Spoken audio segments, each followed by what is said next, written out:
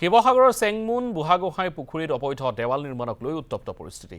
আহোম ৰাজত্বকালৰ পুখুৰীটোত অবৈধভাৱে দেৱাল নিৰ্মাণ আৰু মাটি পেলাই পুখুৰী পুতিবলৈ লোৱা কাৰ্যক ধিক্কাৰ স্থানীয় ৰাইজৰ। পৌৰসভাৰ বিৰুদ্ধে ক্ষোভ জাতীয় দল সংগঠনৰ। ছুইমিং পুলৰ সম্প্ৰসাৰণৰ নামত পুখুৰীটো পুতি পেলাবলৈ লোৱা হৈছে বুলি অভিযোগ ৰাইজৰ।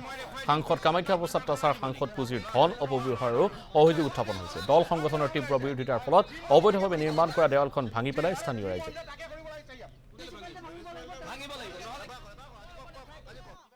আহোম যুগৰ ঐতিহ্যৰ ওপৰত আঘাত আনিব খুজিছে আৰু তেওঁক আঘাত আনিব দিয়া নহ'ব। তেওঁ ৰাজনৈতিক দম্ভ দেখুৱাইছে, এই দম্ভ উফৰাই দিয়া হ'ব। আৰু এই আহোম যুগৰ পুখুৰীটো সংৰক্ষিত হৈ থাকিব লাগিব। আৰু এইটো আমাৰ নিজৰ পুখুৰী। আমি ইয়াত মেডাম মেফি পাতোঁ। মেডাম মেফিলে আৰু বেছি দিন নাই। আমি মেডাম মেফি প্ৰস্তুতি ইতিমধ্যে চলাই আছোঁ। কিন্তু এটা কথা স্পষ্ট, যদি প্ৰশাসনে আজি এই ৱালখন ভাঙি নিদিয়ে, তেতিয়াহ'লে আজি শিৱসাগৰৰ টাউনৰ ৰাইজে এখন ৱাল ভাঙি পেলাব।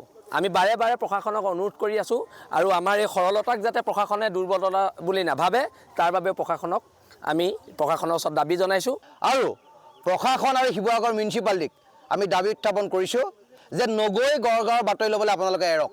স্পট ভেৰিফিকেশ্যন নকৰাকৈ ছুইমিং পুললৈ অহা টকা ঐতিহ্যৰ ওপৰত আপোনালোকে খৰচ কৰিছে। এই ক্ষেত্ৰতো আপোনালোকৰ ওপৰত প্ৰশাসনিক বিহিত ব্যৱস্থা গ্ৰহণ কৰিব লাগে। ৰাইজে সিদ্ধান্ত লৈছে, বিষয়াৰ ওপৰত কেছ কৰা হ'ব। কামাখ্যা দাৰ লগত যোগাযোগ কৰা হৈছে। কামাখ্যা দাক এটা কথা জনাইছে যে মই যি পুঁজি দিছিলোঁ, সেই পুঁজি ছুইমিং পুল ডেভেলপমেণ্টৰ কাৰণে দিছিলোঁ, ঐতিহ্যৰ ওপৰত আঘাত নিবৰ কাৰণে দিয়া নাই। ৰাঘৱেন্দ্ৰ যোশী যিজন ব্যক্তি এই দুষ্কাৰ্য কৰিছে, কোনোবা সংস্থাৰ নাম লৈ তেখেতে 2 নম্বৰ কৈছে, তেখেতৰ কাৰণে বিহিত ব্যৱস্থা গ্ৰহণ কৰিম।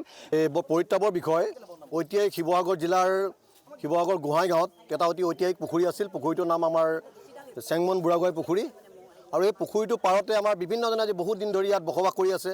ইয়াত পুখুৰীবোৰে বুঢ়াগোহাঁই বসবাস কৰিছিল আৰু তেখেতৰ নামেৰে এই পুখুৰীটো নামাকৰণ কৰা হৈছিলে বৰগোহাঁই চেংমন বুঢ়াগোহাঁই পুখুৰী। আৰু ইয়াৰ লগতে মৈদাম আছে।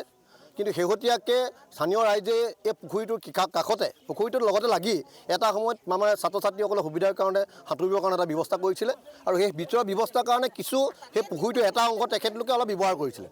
কিন্তু পৰৱৰ্তী পৰ্যায়ত লাহে লাহে তেওঁলোকে কোনো ধৰণৰ নিয়ম নীতি নামানি তেওঁলোকে মানে পাৰ্মানেণ্ট স্থানীয় কনষ্ট্ৰাকশ্যন কৰিবলৈ আৰম্ভ কৰিলে। স্থায়ীভাৱে তেওঁলোকে কনষ্ট্ৰাকশ্যন কৰিবলৈ আৰম্ভ কৰিলে। আৰু পৰৱৰ্তী পৰ্যায়ত তেওঁলোকে গোটেই পুখুৰীটো এফালৰ পৰা গা কৰি গৈ আছে। তাৰ কাৰণে স্থানীয় ৰাইজে প্ৰতিবাদ কৰিছে। আৰু ইয়াৰ লগতে কি হৈছে, কামাখ্যা প্ৰসাদ তাছাৰ নাম লৈ আমাৰ যোশী উপাধিধাৰী এগৰাকী ব্যক্তিয়ে যিহেতু কিনাৰতে আমাৰ RSSৰ কাৰ্যালয় আছে, আৰু RSSৰ নাম লৈ পিনে RSSক ব্যৱহাৰ কৰি পিনাই আজি যোশী নামৰ ব্যক্তিজনেও আচলতে কি কৰিছে, এই ব্যৱস্থাটোৰ মাজত সোমাই পৰিলে। আৰু তেখেতৰ কথামতে পৌৰসভাই এই ৱালখন ইয়াত নিৰ্মাণ কৰিছে বুলি তেওঁলোকে জনাইছে। 10 লাখ টকা এখন ৱাল নিৰ্মাণ কৰিছে। এখন কোনো ধৰণৰ নিয়ম নীতি নাই।